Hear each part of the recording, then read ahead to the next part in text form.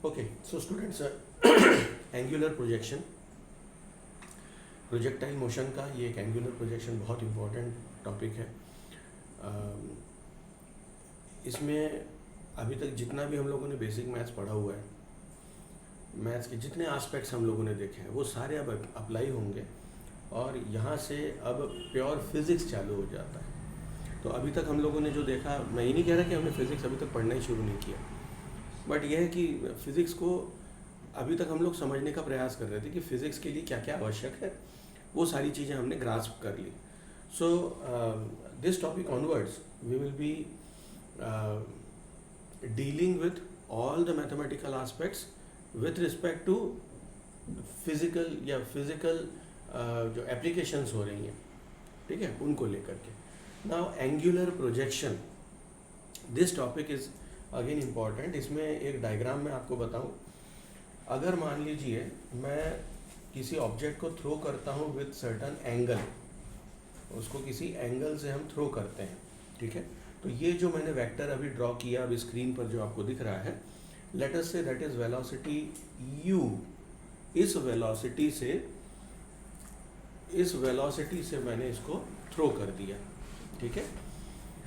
और मैग्नीट्यूड कितना है विथ रिस्पेक्ट टू वेक्टर, उसकी जो मैग्नीट्यूड उसकी लेंथ बताएगी, ठीक है। अब आपने जब इनिशियल वेलोसिटी से उस ऑब्जेक्ट को थ्रो कर दिया, एंड एंगुलर प्रोजेक्शन का यहाँ पर मतलब है कि विथ सर्टन एंगल। आपने अभी तक हम लोग क्या कर रहे थे, 9th क्लास में we were throwing upward, object को हम ऊपर फेंक रहे थे, तो उसमें क्या हो रहा था, mg वाला फैक्टर काम कर रहा था। फिर हम लोग वो इक्वेशन ऑफ मोशन यूज़ कर रहे थे जिसमें a की जगह g का इस्तेमाल कर रहे थे, and we were trying to find out what is the maximum height achieve, and बाकी की चीज़ें हम लोग निकाल रहे थे। Now in angular projection, and very interesting topic, angular projection में जो ऑब्जेक्ट को हमने थ्रो किया है तो वो एक इस तरह का पाथ ट्रेस करेगा और कहीं जा कर के गिर जाएगा।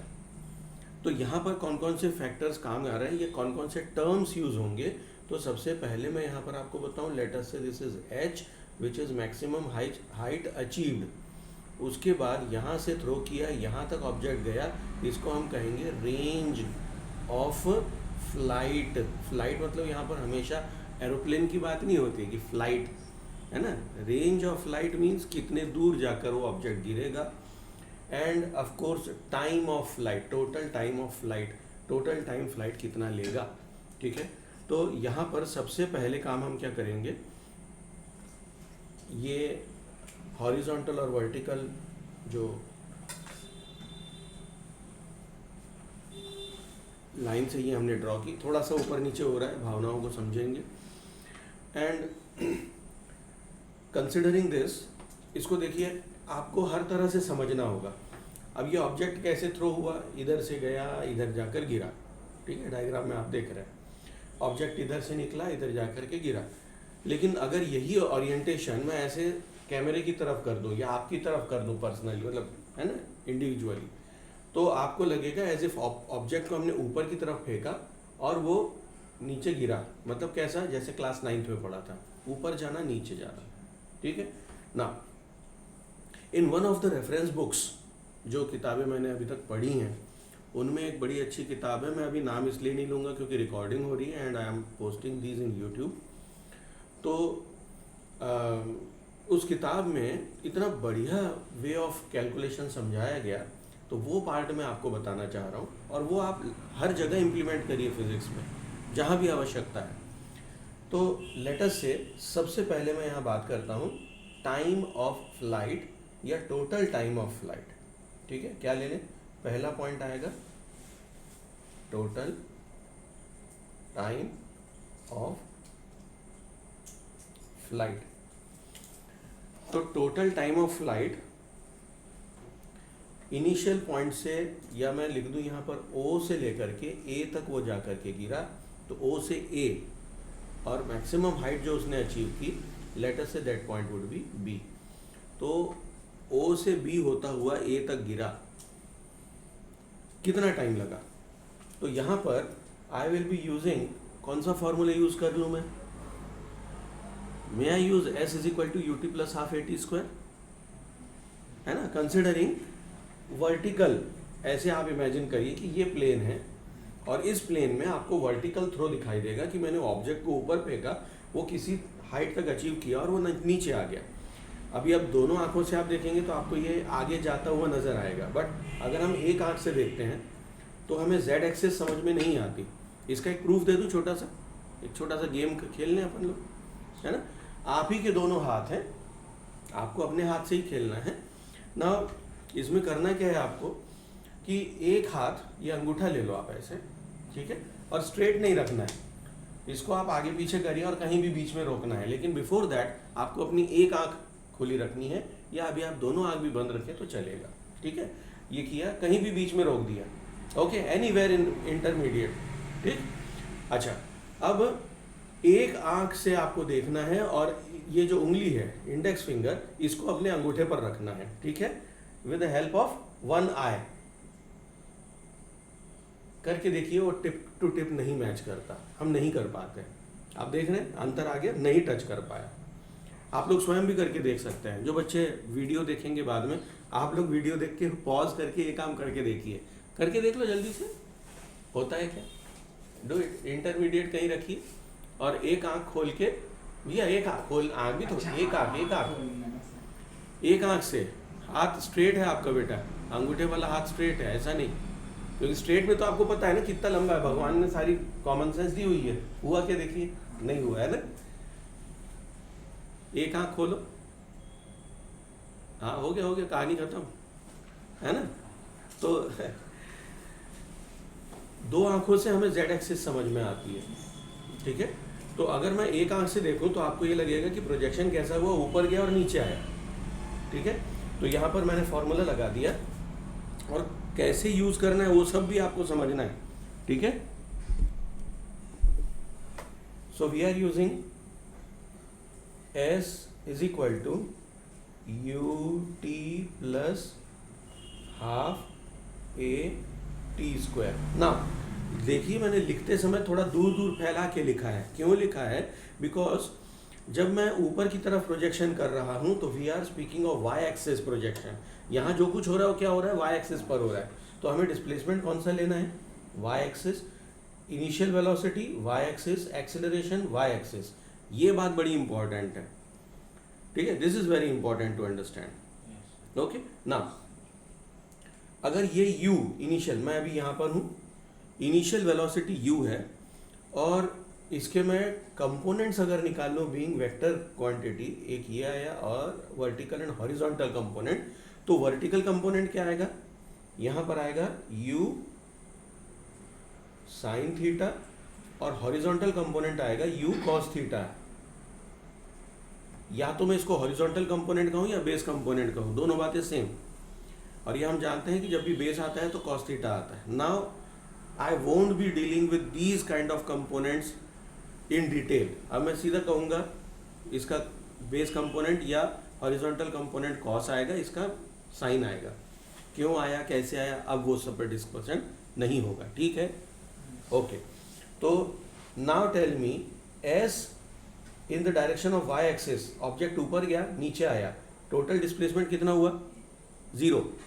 क्यों, ऊपर गया नीचे गया आ गया, total displacement is 0। So we will start with 0 here. और ये जो तरीका है y और x लिखने का, इससे आपकी कभी गलती नहीं होती है, दिस इज वेरी इंपॉर्टेंट। तो ये जो किताब में मैंने आपको बताया कि एक किताब में मैंने रेफर किया था, उसमें ये इस टाइप से लिखा था। सो this is very good way of explanation and very good way and efficient way of dealing with physics. तो आप इक्वेशन देखिए कितनी अच्छी लगेगी यहाँ पर, इतना बढ़िया, आपकी कभी गलती नहीं होने वाली। सो u in the direction of y कितना होगा, u sine theta with t plus 1/2। Acceleration in the direction of y axis क्या होगी, अब हमने थ्रो किस डायरेक्शन में किया है, ऊपर की तरफ। एक्सेलरेशन ड्यू टू ग्रेविटी, भैया स्क्रीन, हमने ऑब्जेक्ट को थ्रो किया है ऊपर की तरफ, और g कहाँ लग रहा है, नीचे की तरफ, एक्सेलरेशन ड्यू टू ग्रेविटी। तो साइन कैसी होगी, ऑपोजिट, ठीक है। तो यहाँ पर आएगा -g, okay, and t square. अब आप समझ गए हैं कि यहाँ पर अगर, चलिए एक बार और एक लाइन लिख लेता हूँ, let it be u sine theta t minus 1/2 g t square equal to 0। ठीक है, टी को मैं अगर इस तरफ ले जाऊं, अगर यहाँ पर मैं ट्रांसपोजिशन कर दूं तो हाफ जी टी स्क्वायर इधर equal to u sine theta t. एक टी से एक टी निपट जाएगा, एक टी से एक टी निपट गया। अब T is equal to finally क्या आ रहा है, so that is our total time of flight and that is equal to T equal to u sine theta upon g, और ये जो 2 नीचे वाला है ये ऊपर जाएगा, it will become 2u sine theta upon g. ये बात समझ में आ गई? ठीक है, okay. And this is very important formula, इसको आपको कंठस्थ भी कर लेना है, याद कर लेना है। You need to learn it and learn it by heart. कभी भी आपसे पूछा जाए angular projection total time of flight, आपसे पट पट पट पट बनना चाहिए, formula is 2u sine theta upon g. Is that okay? ठीक, now this formula we will be using for our next calculations, और इनको ये एग्जाम्स में डायरेक्टली पूछा जाता है। I won't be making diagram for any other step. अगर कोई भी सवाल आपसे पूछा जाएगा पेपर में तो आपको ये डायग्राम जरूर बनाना है, ठीक है, angular projection. Next let us say, ये तो पहला पार्ट था time of flight, may be I will number it 1। ठीक है, चलिए आगे बढ़ाऊं screen. Now next is, maybe I can say height, maximum height achieved. ठीक है, maximum height।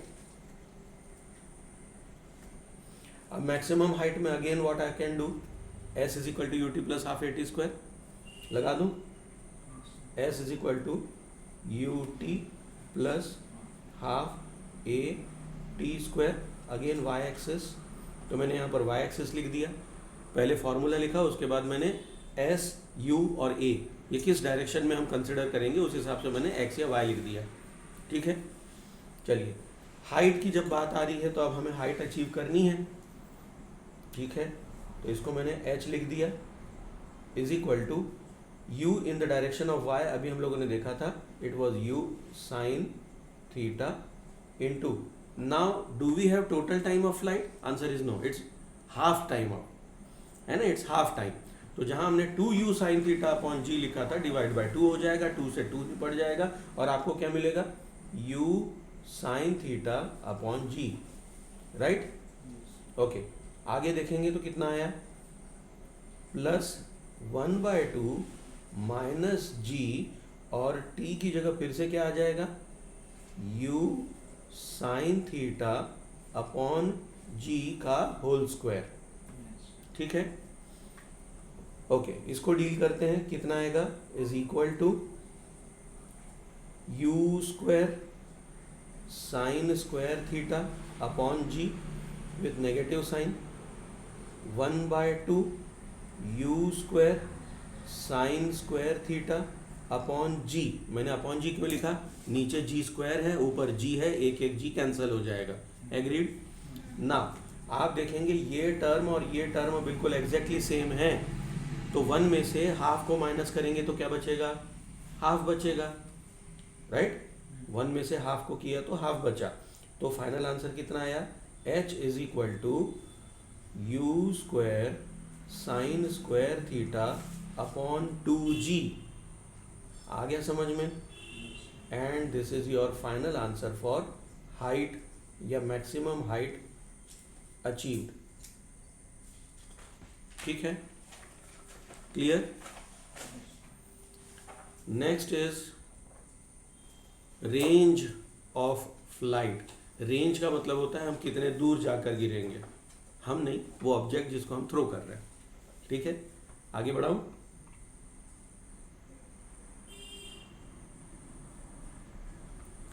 So third is range of flight. Now when we speak of range of flight, तो formula तो मैं अभी भी वही लगाऊंगा, s is equal to u t plus half a t square. और मैं दूर दूर क्यों लिख रहा हूँ आप समझ गए, Now when we are speaking of range, now we need to study x axis. अब हम x axis की बात करेंगे, राइट? तो यहाँ मैंने लिख दिया x, x and x, ठीक है? S x is nothing but R, इसको हम आर से डिनोट करते हैं रेंज को. u in the direction of x was the base component, which is u cos theta. Now here time of flight is actually total time of flight, that means 2u sin theta upon g, right? So I will write here 2u sin theta upon g plus 1/2 minus में आएगा g और total time of flight 2u sin theta upon g का whole square, ठीक है? चलिए equal to कितना आ गया, यहाँ आ जाएगा u स्क्वायर. और मैं लिखने का तरीका क्या है और क्यों ऐसा लिख रहा हूँ, तो अभी मुझे मालूम है मुझे किस आंसर की तरफ जाना है, मुझे क्या करना है, इसलिए व्हाट आई एम डूइंग. आपको लगेगा सर ऐसा आपने क्यों किया, आप कुछ और भी तो कर सकते थे, ठीक है? तो हम जब भी मैथ्स में, अभी हम मैथ्स की बात आ रही है, हम जब भी मैथ्स में कुछ काम करते हैं, द वे ऑफ राइटिंग और any whatever process we do, it is just to get our answer. Always remember, इसके लिए कोई और दूसरा लॉजिक नहीं है कि सर आपने ऐसा क्यों किया. कई बार बच्चे पूछते हैं सर आपने ऐसा क्यों किया, या आपको कैसे पता था ये करना है. अरे I know what is the answer and I am going towards my answer. तो हमारा टारगेट होता है टू अचीव आंसर. तो आंसर लाने के लिए ये काम कर रहे हैं. मैं क्या कर रहा हूँ, I am not writing 2 initially, I am writing u square 2. हाँ, acceleration in direction of x-axis should be 0. अभी आएगा ना, आ रहा है, यू आर राइट, ठीक है? u यहाँ पर आ जाएगा sine theta into cos theta upon g. But हाँ, good to remember. Okay, now very important part कि एक्स एक्सिस की डायरेक्शन में अब जी काम करता है नीचे की तरफ, तो उसका आपको कौन सा कंपोनेंट चाहिए, हॉरिजॉन्टल कंपोनेंट. एंगल क्या होगा, 90 डिग्री. तो वो कंपोनेंट क्या आएगा, base component. So I will write g cos theta and g cos theta is 90 degree, cos 90 is 0. That means acceleration due to gravity in this direction, in x axis direction will be 0. ठीक है? तो आप यहाँ पर इसको सीधा काट के 0 कर सकते हैं कि this complete part becomes 0. Okay, equal to, अब क्या होगा, 2 sin थीटा cos थीटा. यहाँ ट्रिग्नोमेट्री का एक फंडा आ जाएगा, एक फंक्शन आ जाएगा, एक फॉर्मूला आ जाएगा. 2 sin theta cos theta is sin 2 theta. अब कहीं लग रहा होगा अरे यार ट्रिग्नोमेट्री भी रिवाइज करना पड़ेगा, है ना? बिल्कुल करना पड़ेगा, ठीक है? तो यहाँ आ जाएगा आपका final answer u square sin 2 theta upon g and this is your range of flight. ठीक है? तो हमें ये 3 काम यहाँ पर करने होते हैं. एंड अलॉन्ग विद दैट अब कुछ स्पेशल केसेस के ऊपर स्टडी होगी. ठीक है, नोट हो गया, समझ में आ रहा है?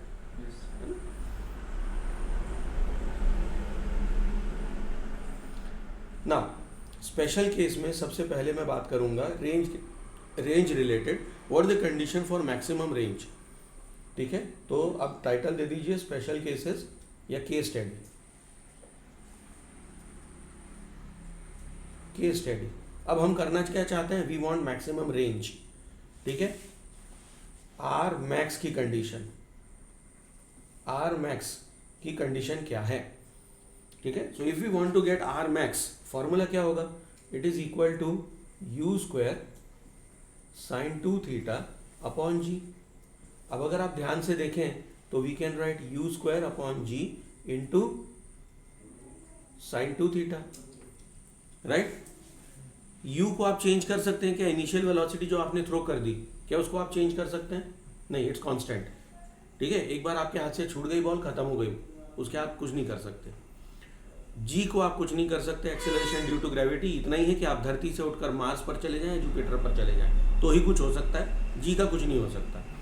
अब बचा क्या, to have any kind of different answer with same u and g is only dealing with sine 2 theta, right. तो साइन 2 थीटा की वैल्यू अगर मैक्सिमम हो जाएगी और साइन 2 थीटा की जगह मैं कह लूँ साइन ए या sine some angle, okay. Sine का एंगल, इसकी रेंज क्या होती है, मैं डोमेन की बात नहीं कर रहा हूँ, डोमेन मतलब आप एंगल क्या डालते हैं, इसकी रेंज मतलब इसकी वैल्यू कहाँ से कहाँ तक जाती है, फ्रॉम -1 टू +1। साइन की रेंज क्या है, -1 टू +1, ओके। ये चाहे आप बायो स्टूडेंट हो या मैथ स्टूडेंट हो, ये मालूम होना चाहिए। साइन की वैल्यू -1 से +1 के बीच चलती है, मैक्सिमम वैल्यू 1। तो आप कहेंगे for R max sine 2 theta should be equal to 1। और ये कब होगा, तो साइन 2 थीटा 1 कब होता है, साइन 90 डिग्री पे। ये 90 डिग्री मैंने किसके लिए लिखा, बायो स्टूडेंट्स के लिए। लेकिन अब आपको भी ये मालूम होना चाहिए बायो स्टूडेंट्स को कि रेडियंस में 90 डिग्री π/2 होता है, ठीक है। बाकी let it be 90 degree, there is no harm writing 90, क्योंकि हम लोग को बायो वालों को जनरली ये रेडियंस में लिखने की आदत नहीं होती है, इट्स ओके। तो sine 2 theta is equal to sine 90, that means angle if functions are same, I repeat, कभी कभी ना कुछ लोग ऐसे बता देते हैं विच इज रॉन्ग, साइन को काट दीजिए, ये फंक्शन है, फंक्शन को काटा नहीं जा सकता, फंक्शन है, मैथमेटिकल ऑपरेशन, वो थोड़ी है वैल्यू कि आपने इधर उधर देख के काट दी, नो। आप साइन से साइन डिवाइड करेंगे क्या, इट्स नॉट पॉसिबल ना। Sine has to be supported by some kind of argument, कुछ उसके लिए वेरिएबल चाहिए, बगैर उसके हम बात नहीं कर सकते। आप समझ गए बात को, क्या मैं इस साइन को नीचे ला करके यहाँ अपॉन साइन करके काट दूँ, आप समझ गए बात को, this is not possible, okay. तो when functions are identical, when trigonometric functions are identical, angles are equated। क्या बोला मैंने, when trigonometric functions are identical then angles are equated। तो मैं यहाँ पर क्या करूँगा, implies that 2 theta is equal to 90 degree or else theta is equal to 45 degree. अब मैं बच्चों टाइप इसमें ये नहीं बताऊंगा 90/2 काट पीट के 45, now we should understand this part, ठीक है। तो इससे क्या समझ में आया, जिन बच्चों ने फिजिकल एजुकेशन सब्जेक्ट लिया हुआ है उनके लिए बड़े काम की चीज़।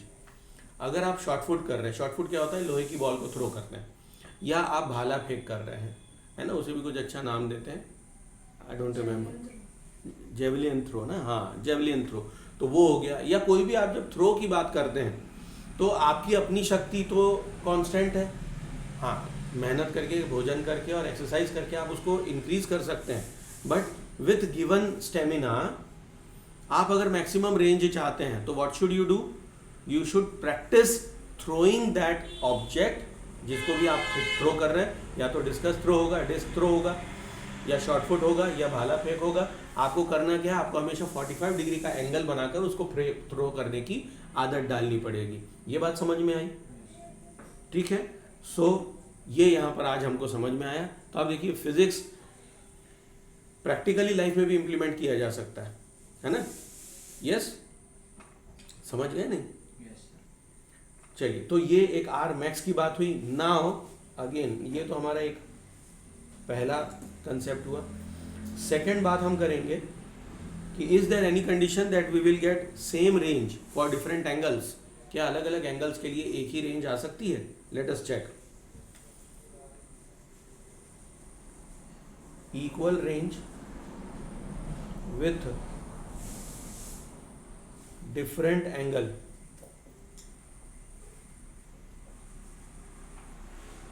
डिफरेंट एंगल ऑफ प्रोजेक्शन, तो डिफरेंट एंगल भी लिख सकते हैं या प्रोजेक्शन एंगल ऐसा लिख लो, different projection angle,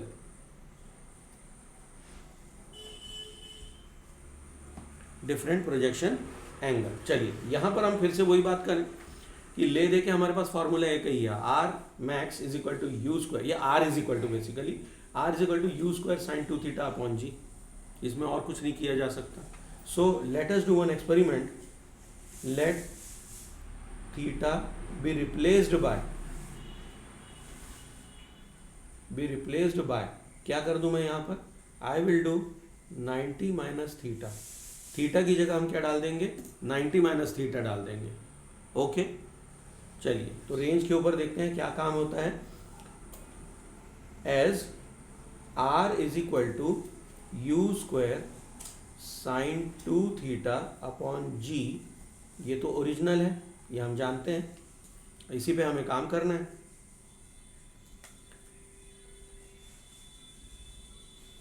implies that r is equal to u square sin 2, theta की जगह क्या डाल दूं, 90 minus theta upon g, implies that u square sin, ये 2 अंदर जाएगा, it is 180 minus theta upon g। ना 180 माइनस थीटा कितना होता है, अरे 2 तो दोनों तरफ जाएगा ना, 2 का मल्टीप्लीकेशन 2 थीटा भी तो होगा, ठीक है। 180 माइनस थीटा, जब 180 होता है तो साइन का साइन रहता है, वी नो, तो मैं यहाँ पर लिख दूँ साइन 2 थीटा, और 180 माइनस थीटा मतलब सेकेंड क्वाड्रेंट, सेकेंड क्वाड्रेंट में ऐड शुगर टू कॉफी वाले कंसेप्ट से ऑल, हाँ साइन पॉजिटिव, सॉरी, ठीक है, साइन पॉजिटिव, तो यहाँ पॉजिटिव का पॉजिटिव रहेगा, we will get u square sine 2 theta upon g. Are we getting any different formula for range just by substituting 90 minus theta, answer is no, same answer मिला। इसका मतलब अगर मैं किसी एंगल थीटा से throw करता हूँ या प्रोजेक्शन करता हूँ, ठीक है, अब इसका हम कंसेप्ट समझ लेते हैं कि अगर मैं किसी एंगल से थ्रो कर रहा हूँ and we are getting range like this, भावनाओं को समझे, अभी ठीक ठाक नहीं बना डायग्राम, और वही मैंने सेम एंगल किया, कैसे, 90 माइनस एंगल। अब आप कोई भी दो एंगल ले लीजिए, मान लीजिए मैं लेता हूँ यहाँ 30, तो 90 माइनस 30 वुड बी 60, तो with the combination of 60 and 30 we will get equal range, हमें अलग रेंज नहीं मिलेगी। आई बात समझ में, चाहे मैं 60 डिग्री पे थ्रो कर दूँ या 30 पे कर लूँ, चाहे मैं 1 डिग्री पे करूँ या 89 डिग्री पे कर लूँ, टोटल 90 होना चाहिए। आप समझ गए, दोनों में रेंज बराबर मिलेगी, ठीक है। 10 डिग्री 80 डिग्री कॉम्बिनेशन, कॉम्बिनेशन देखिए 10 डिग्री 80 डिग्री सेम रेंज। मैं एम एक्स की बात नहीं कर रहा कि मैक्सिमम रेंज मिलेगी, मैक्सिमम कब मिलेगी, व्हेन एंगल इज 45 डिग्री। अब 45 का 90 मतलब अगर आप कॉम्प्लीमेंट भी लेते तो अगेन 45 का 45 रहेगा, दैट विल नॉट चेंज। तो 45 डिग्री में आपको मैक्सिमम मिलने वाला है, लेकिन बाकी सब में क्या होगा, you will get equal range. अब वो range depends on, of course आप साइन की वैल्यू जब डालेंगे तो उससे आपको रेंज मिलेगी, तो रेंज अलग अलग आएंगी, ये बात समझ में आ रही है ना। But equal range if angles are complementary, if angles are complementary.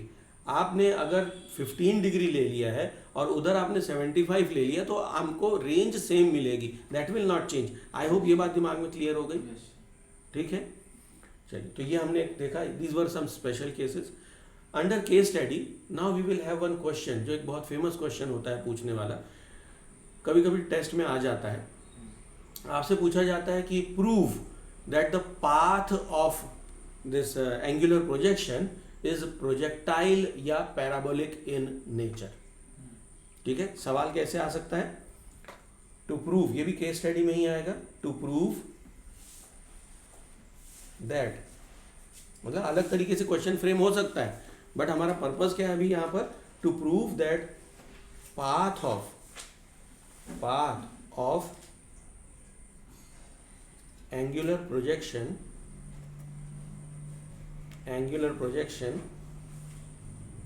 is parabolic। अरे पैराबोलिक की स्पेलिंग,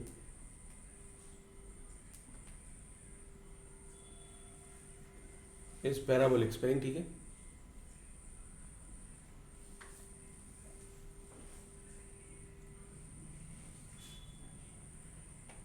ठीक है, तो आपको ये बताना है यहाँ पर कि पाथ जो है वो कैसी है, पैराबोलिक है, ठीक है। ओके, ना हाउ टू सॉल्व दिस। अभी देखिए हर जगह मैं क्या कर रहा हूँ, आई एम डूइंग मैथमेटिक्स, इसमें फिजिक्स कम मैथ ज़्यादा है, राइट। तो यहाँ भी हम करेंगे बहुत बढ़िया काम। जो बच्चे मैथ्स वाले हैं, मैथ स्टूडेंट, यहाँ पर जो कंसेप्ट हम यूज़ करेंगे वो locus of a point. Concept क्या है, locus of a point. Locus क्या होता है? लोकस का मतलब होता है a point which is moving on some path, वो अलग अलग पॉइंट मतलब पाथ के ऊपर चलेगा, ठीक है। कोनिक सेक्शन वगैरह जो चैप्टर हैं आपके कोर्स में उसमें we will be dealing with this concept maths में। बायो स्टूडेंट्स घबराए नहीं कि पता नहीं सर क्या क्या बोल रहे हैं, बड़ी खतरनाक सी बातें हो रही हैं, ऐसा कुछ भी नहीं है। तो नाउ अगेन ड्राइंग एक डायग्राम बना लेते हैं फिर से। लेट अस से I have this kind of angular projection, और कोई भी एक पॉइंट मैं यहाँ पर ले लेता हूँ, लेट अस से point P on this path. इसके कोऑर्डिनेट क्या होंगे? x, y, कुछ तो x होगा, कुछ y होगा। What is x actually? ये यहाँ तक जो चला ये x हो गया, और इधर ऊपर दिस इज y, ठीक है। एक आर्बिट्ररी पॉइंट ले लिया है, ऑफ कोर्स इसे हमने किसी वेलोसिटी से थ्रो किया, ये हमारा वेक्टर हो गया। लेट अस से दिस इज u। अब इसके दो component with that angle theta, वो कंपोनेंट वगैरह हम डायरेक्टली यूज करेंगे, ठीक है। ओके, नाउ सोच कर बताइए, x पॉइंट तक मुझे जाना है तो कुछ तो टाइम लगेगा। Will that be equal to total time of flight? Answer is no. It could be small T ना, it would be any small T, ठीक है। तो इन टाइम t क्या होगा? हम बात करेंगे s is equal to ut plus half a t square. अगर मुझे x एक्सिस की डायरेक्शन या x डिस्टेंस चाहिए तो I will use x and x, and now as we have studied and we know that acceleration in the direction of x axis is 0, तो मैं इस part को 0 कर दूंगा। नाउ दिस ईयर आप लोगों की कॉपीज स्कूल में चेक होंगी, तो अगर आपके टीचर अलग से लिखना पसंद करते हैं कि as g is 0 in the direction of x axis, तो वैसा करें, या जैसा मैं कर रहा हूं अभी कि मैंने उस पार्ट को काट के 0 कर दिया, उसको ऐसे एरो बनाया, काट के 0 कर दिया, ठीक है, कि ये वैल्यू 0 हो जाएगी। तो you may do that way. तो वे ऑफ राइटिंग या जो नोटेशन वे है वो आप अपना इंडिविजुअल अपने हिसाब से कर सकते हैं, ठीक है। Okay,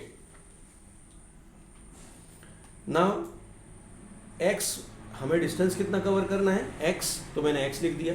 initial velocity it is u cos theta, और टाइम कितना है? t, ठीक है। और मेरा अभी टारगेट क्या है? I want value of t, यहाँ पर मैं t निकालना चाहता हूँ, तो I will write implies that t is equal to u cos theta upon x, और ये मेरे काम की इक्वेशन है, मैंने इसको 1 लिख दिया। Any problem?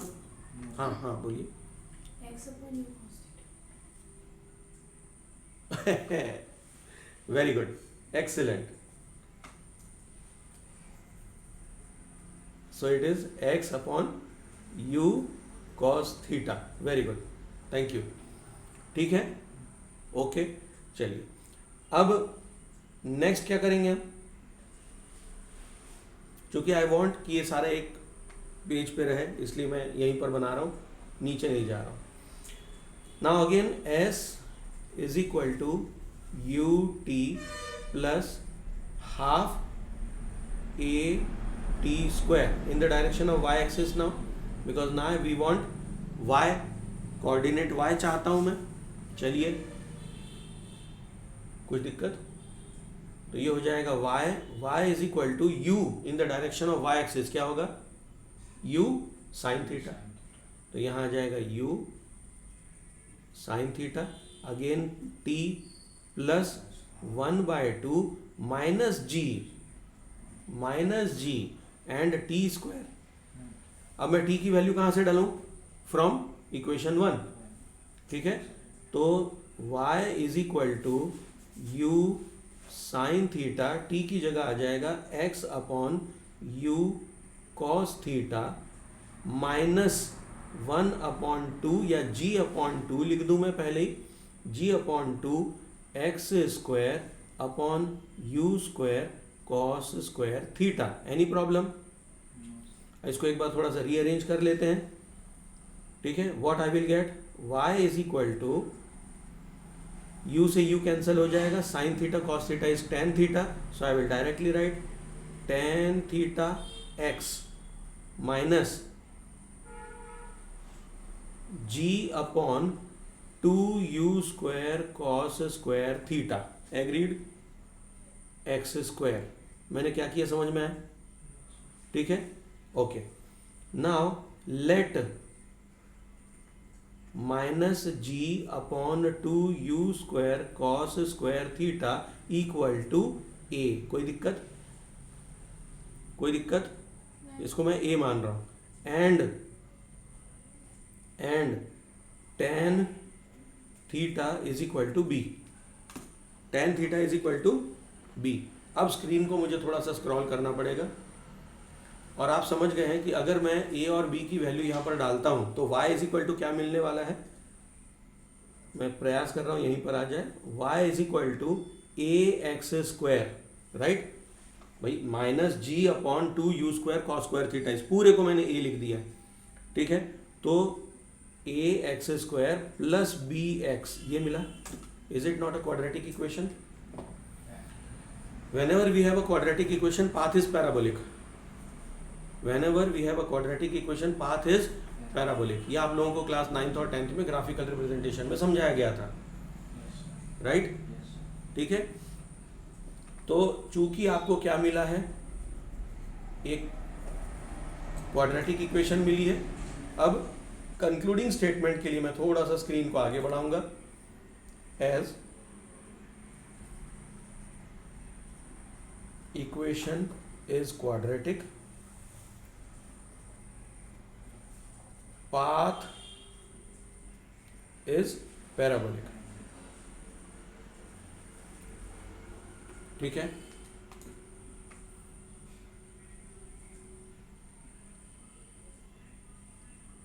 पूरी बात समझ में आ गई? So this is how we need to deal angular projection, okay, ठीक। चलिए, so that is all with angular projection.